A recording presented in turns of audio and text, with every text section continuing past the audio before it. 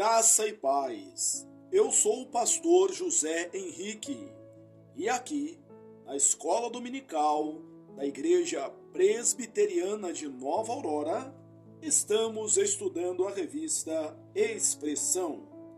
Tema trimestral: Entre a Fé e o Sofrimento, a Jornada de Jó. Lição 2. Verdadeira espiritualidade. Um homem bem-aventurado. Texto básico, Jó 1:1-5. Havia um homem na terra de Uz, cujo nome era Jó, homem íntegro e reto, temente a Deus e que se desviava do mal. Nasceram-lhe 7 filhos e 3 filhas. Possuía 7.000 ovelhas, 3.000 camelos, 500 juntas de bois e 500 juntas de jumentas. Era também muito numeroso pessoal ao seu serviço, de maneira que este homem era o maior de todos os do Oriente. Seus filhos iam às casas um dos outros e faziam banquetes, cada um por sua vez, e mandavam convidar as suas 3 irmãs a comerem e beberem com eles. Decorrido o turno de dias de seus banquetes, chamava Jó a seus filhos e os santificava. Levantava-se de madrugada e oferecia holocaustos, segundo o número de todos eles, pois dizia: talvez tenham pecado os meus filhos e blasfemado contra Deus em seu coração. Assim o fazia Jó continuamente. Introdução. Iniciamos hoje nosso estudo detalhado do livro de Jó. Os primeiros versículos introduzem o personagem central de nossa narrativa e fornecem informações essenciais para entendermos o ensino do livro. Nesta sessão, estudaremos sobre os filhos de Deus. Focaremos na espiritualidade de Jó e em suas ações para com seus filhos, que ilustram o ensino do Evangelho e os efeitos da obra de Cristo em nós. Tópico 1. O que sabemos sobre Jó? Há diversas teorias sobre o nome Jó, que não é comum no hebraico. Uma interpretação sugere que o nome indicaria alguém afastado, separado da aliança, ou até mesmo perseguido.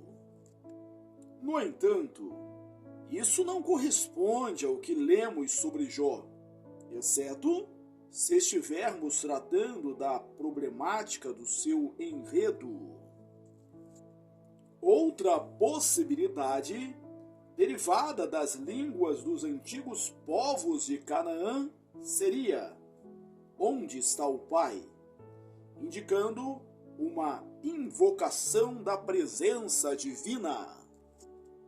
Diferentemente do que acontece com seus amigos, Jó é mencionado somente pelo nome, sem referência a tribo ou nação.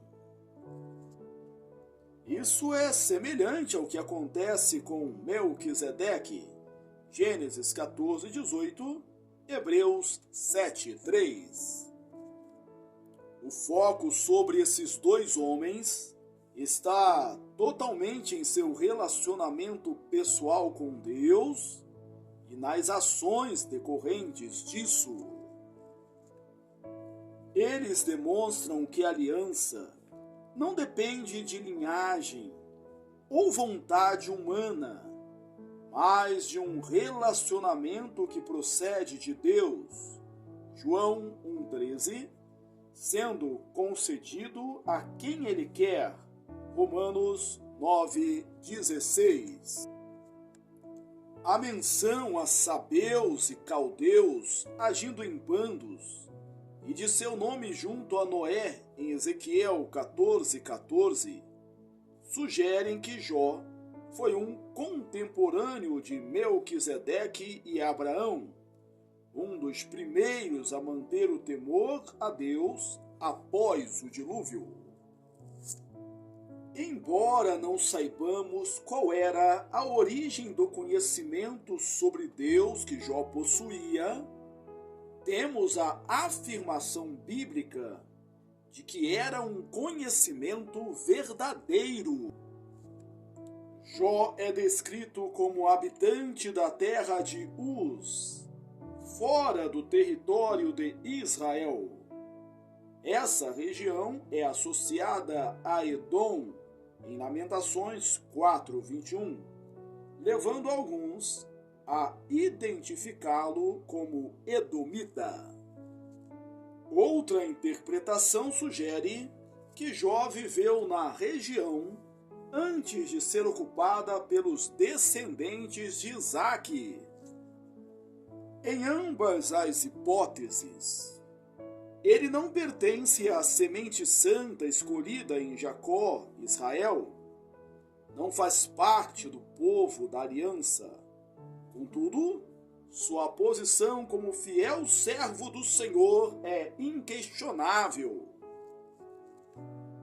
Jó representa a graça redentora do Evangelho, que não distingue entre judeus e gentios, desafiando a noção de uma salvação exclusiva dos judeus. O Antigo Testamento, desde o início, mostra que Deus se revelou aos escolhidos, guiando-os pelo caminho da graça e da salvação e gerando neles o fruto da justiça.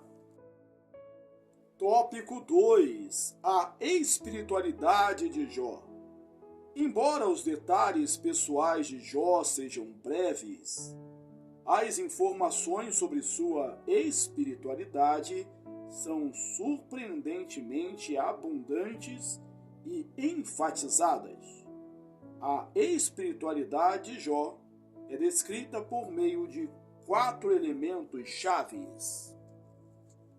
São eles: a integridade, a retidão, temor a Deus e desvio do mal. A integridade. Jó é descrito como um homem íntegro. Seu coração era inteiramente devotado a Deus, não dividido. Essa virtude reflete o que mais tarde foi ensinado por Jesus sobre a impossibilidade de servir a 2 senhores. Mateus 6:24. Sua vida, entregue a Deus, demonstrava devoção total e confiança plena no Senhor. Jó é um modelo de coerência entre palavras e ações. Confira Tiago 3:11 e 12. Essa integridade é crucial em nosso relacionamento com Deus. Jesus anunciou à mulher samaritana que o Senhor busca adoradores que o adorem em espírito e em verdade. João 4:24. Também criticou aqueles que o chamam de Senhor, mas não obedecem, os que ouvem suas palavras, mas não as praticam. Lucas 6:46 e 47. Os que põem a mão no arado, mas olham para trás. Lucas 9:62. E muitas outras passagens bíblicas, podemos encontrar requisitos semelhantes. A Escritura nos adverte sobre a natureza enganosa do coração humano Gênesis 8:21 e Jeremias 17:9, destacando o conflito entre a nova e a velha natureza. Portanto, é vital andar no Espírito para não ceder às tentações carnais. Gálatas 5:16 e 17, e buscar a purificação por meio da palavra, para desfrutarmos da bem-aventurança de ver Deus. Mateus 5:8. Não nos esqueçamos de que somente a palavra do Senhor pode nos limpar e tornar aceitáveis diante dele. João 15:3, Efésios 5:25 a 27. B. A retidão. A retidão de Jó, que alinha atos com padrões morais divinos, é outro traço distintivo. A palavra aponta para algo apropriado, ou de acordo com certo padrão ou expectativa. Quando usada em termos morais, enfatiza a correção dos atos de alguém diante de Deus e dos homens. Atribui-se a Jó um procedimento honesto e piedoso, próprio aos homens de Deus. A Escritura declara que a vereda dos justos é como a luz da aurora, que vai brilhando mais e mais, até ser dia perfeito. Provérbios 4:18. A luz de Cristo deve refletir em seus discípulos e brilhar diante dos homens. Mateus 5:16. Aqueles que pertencem a ele são identificados pelos frutos que apresentam, suas obras. Mateus 7:16 a 20.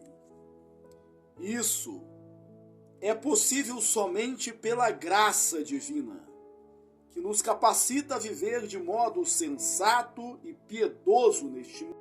Tito 2:11 a 15.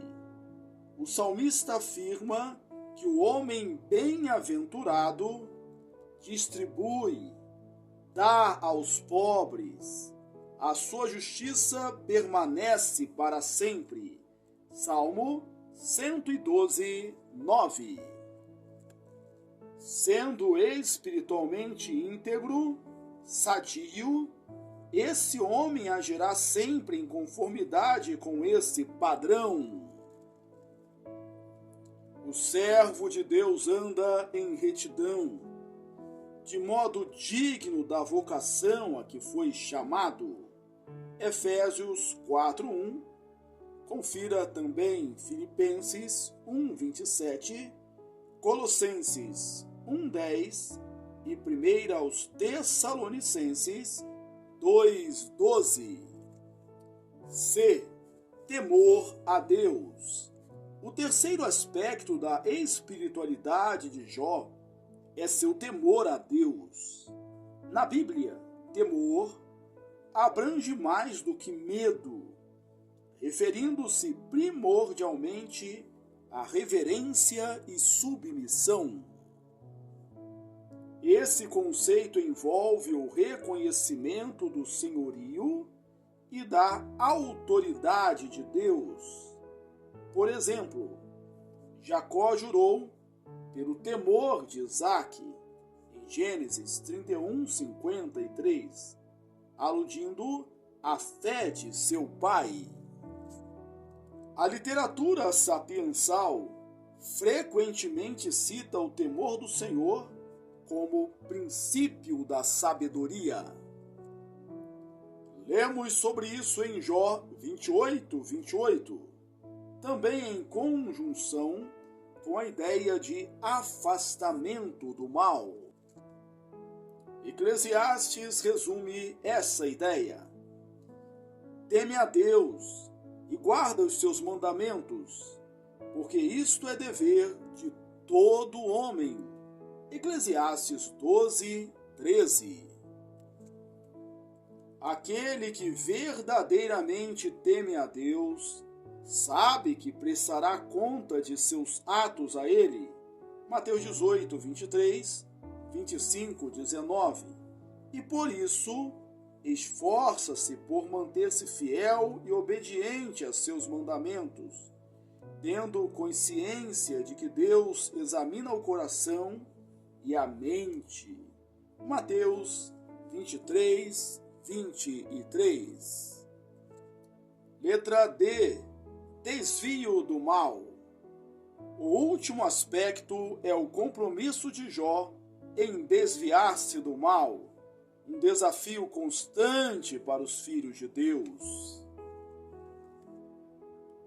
Uma das primeiras admoestações do livro de Provérbios é: Filho meu, se os pecadores querem seduzir-te, não o consintas.